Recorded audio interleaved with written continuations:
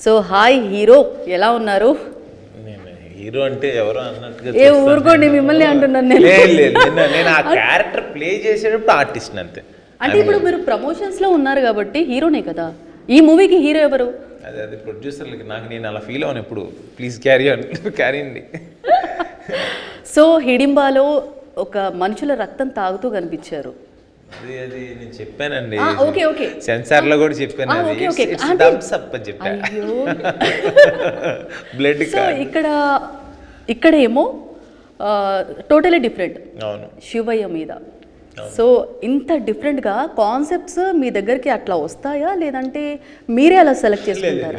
ఎంచుకున్నాను అంటే వచ్చిన కథల్లో ఇది బెస్ట్ అని. తర్వాత నేను అనుకున్నది రైట్ ఆర్ రాంగ్ అని నేను ఓంకార్ అన్న సజెషన్ తీసుకుంటాం. ఓంకార్ అన్న కూడా ఇది బాగుందని చెప్పడం, with his guidance, with his suggestion, ఆయన డెసిషన్తో పాటు దీంట్లోకి రావడం జరిగింది. బట్ నేను నిజంగా ఈ సినిమా హిడింబాలోకి ఎంత అయితే నాకు ఆ కాన్సెప్ట్కి ఎంత అయితే పేరు వచ్చిందో ఈ సినిమాకి వస్తుందని నేను 100% నాకు నమ్మకం ఉంది.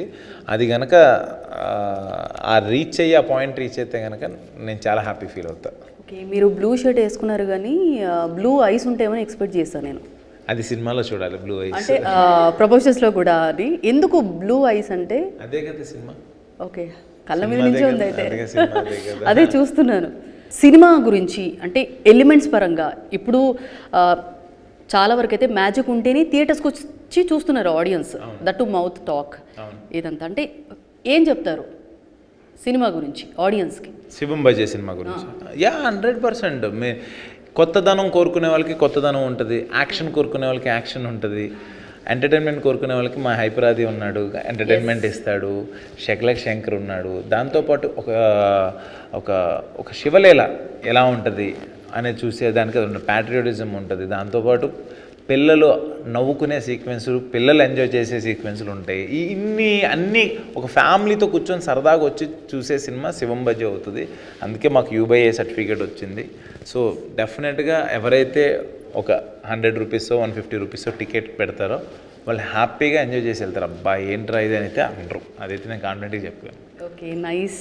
సో మొత్తానికి శివం బజే మంచి హిట్ కావాలని మనస్ఫూర్తిగా కోరుకుంటూ wish you all the success. Thank you Anjali garu. మీరు కూడా చూసి చెప్పండి సినిమా ఎలా ఉందో. తప్పకుండా. Thank you.